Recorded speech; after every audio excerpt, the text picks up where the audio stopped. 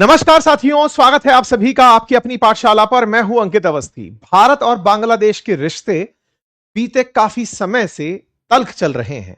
इसी बीच में शेख हसीना का भारत आ जाना और तारिक रहमान का बांग्लादेश की सत्ता को फाइनली संभाल लेना और भारत के द्वारा तारिक रहमान से अपने रिश्ते फिर से बहाल करना, ये सारी वो प्रक्रियाएं थी जिसमें माना जा रहा था कि तारिक रहमान संभवतया भारत के साथ अपना नर्म रवैया अख्तियार करेंगे।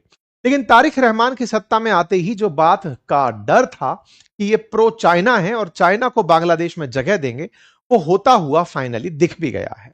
हाल ही में तारिक रहमान ने चीन की यात्रा कर ली है। शी जिनपिंग से मुलाकात की तस्वीरें आपके सामने हैं और जो जगह शेख हसीना ने भारत को ऑफर की थी, इंक्लूडिंग मोंगला पोर्ट, वो चीज ये ऑफर अब चीन को करके चले आए हैं।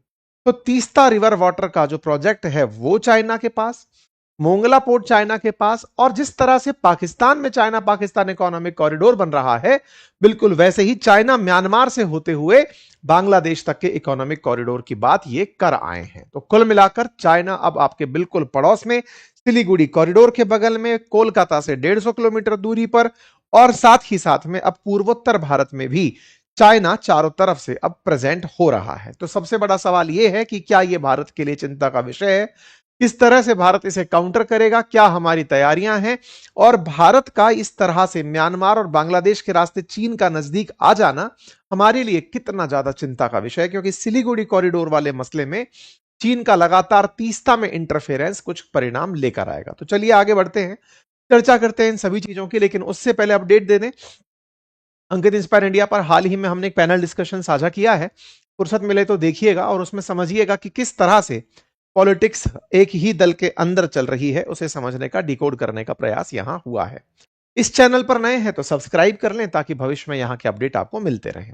सबसे पहले बात बांग्लादेश की कर लेते हैं। असल मायने में दुनिया के अंदर जब भी कोई भारत का पड़ोसी देश यात्रा के लिए जगह चुनता है तो उसे वो भारत नजर आता है। भारत के पड़ोस में चाहे श्रीलंका रहा हो, श्रीलंका के पीएम ने अगर जाने के लिए रास्ता चुना तो बोले भारत चलेंगे। ये एक परिपाटी बनी हुई है कि भारत के आसपास वाले जो छोटे मोटे देश हैं वो भारत आना ही प्रेफर करते हैं। अब ये छोटे मोटे सुनने में ऐसा लगता है कि उनको नीचा दिखाया जा रहा है, वास्तविकता में उनका क्षेत्र भारत की तुलना में छोटा है, छोटे भाई की तरह से वो देश है। तो ये हमारे यहां पर आना, चाहे नेपाल का कोई प्रधानमंत्री बना हो, बांग्लादेश का बना हो, ये सब लोग भारत आने की परिपाटी निभाते रहे हैं। लेकिन जब किसी देश के अंदर राजनीतिक दल दूसरा ऑप्शन चूज करते हैं तो उसमें चाहे बांग्लादेश हो, श्रीलंका हो, मालदीव्स हो, तो ये चाइना को एज एन अल्टरनेट चुन लेते हैं। लेकिन तारिक रहमान ने जब सत्ता संभाली तो उन्होंने सीधा पहली यात्रा में चाइना जाना प्रेफर नहीं किया। उन्होंने कहा कि मैं मलेशिया चला जाता हूं ताकि यह बवाल ना रहे कि भारत गए या चीन गए।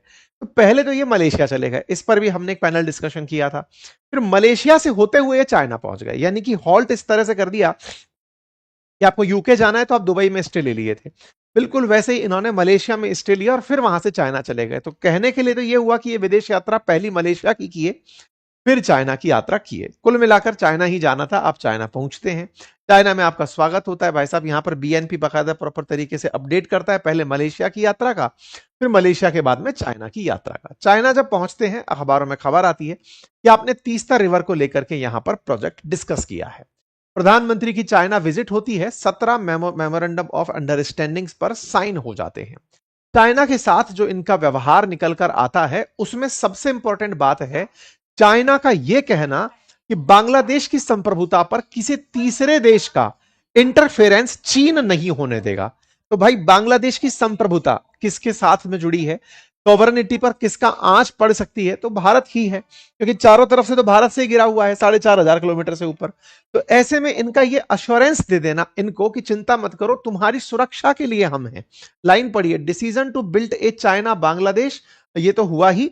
China support Bangladesh in upholding national independence, sovereignty and territorial integrity and rejecting foreign interference, यानी कि बांग्लादेश में विदेशी इंटरफेरेंस को हम नहीं होने देंगे। शी जिनपिंग ने बकायदा इनके साथ में बायलेटरल मुलाकात की, जिस तरह की मुलाकात की तस्वीरें आप यहां देख सकते हैं। बढ़िया से ये कहा कि no matter how the world changes, China will not waver in its commitment to the overall direction of China Bangladesh friendly relation.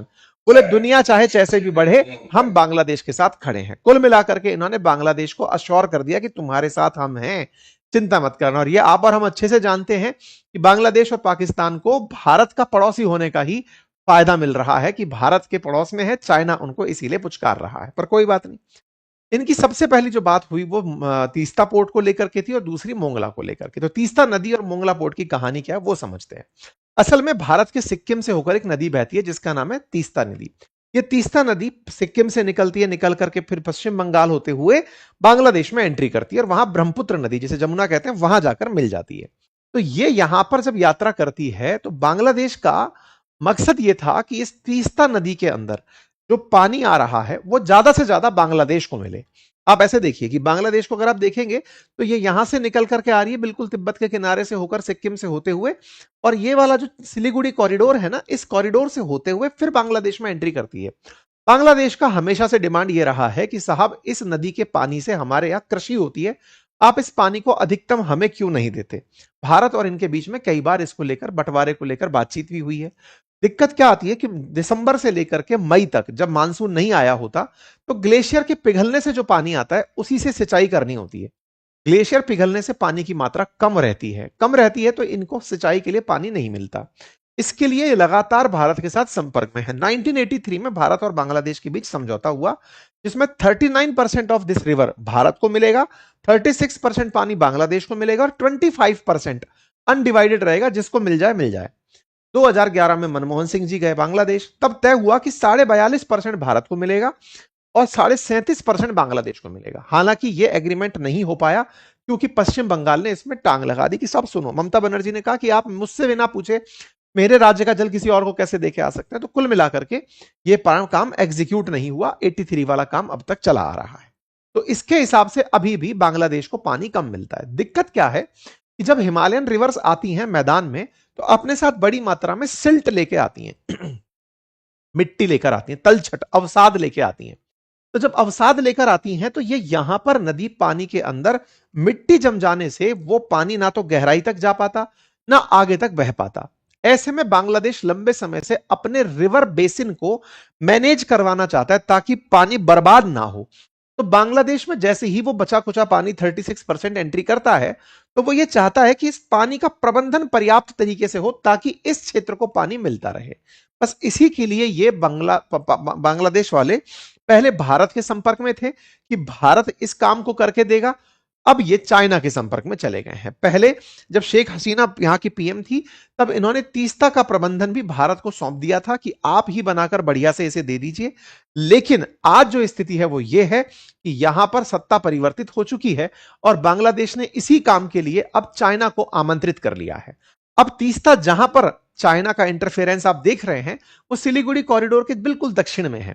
तो ऐसे में चीन का भारत के बिल्कुल इतना नजदीक आ जाना हमारे लिए सामरिक रूप से थोड़ा चिंता का विषय है। ये रिवर प्रबंधन के नाम पर आएंगे लेकिन यहीं पर जगह बना ले जाएंगे, ये चिंता का विषय है। तो पहला पॉइंट तो आपको यह समझ में आना चाहिए। दूसरे पॉइंट की तरफ बढ़ते हैं। दूसरा पॉइंट जो है वो ये है कि भारत के पड़ोस में बांग्लादेश जो है उसके पास एक पोर्ट था और उस पोर्ट का नाम था मोंगला पोर्ट।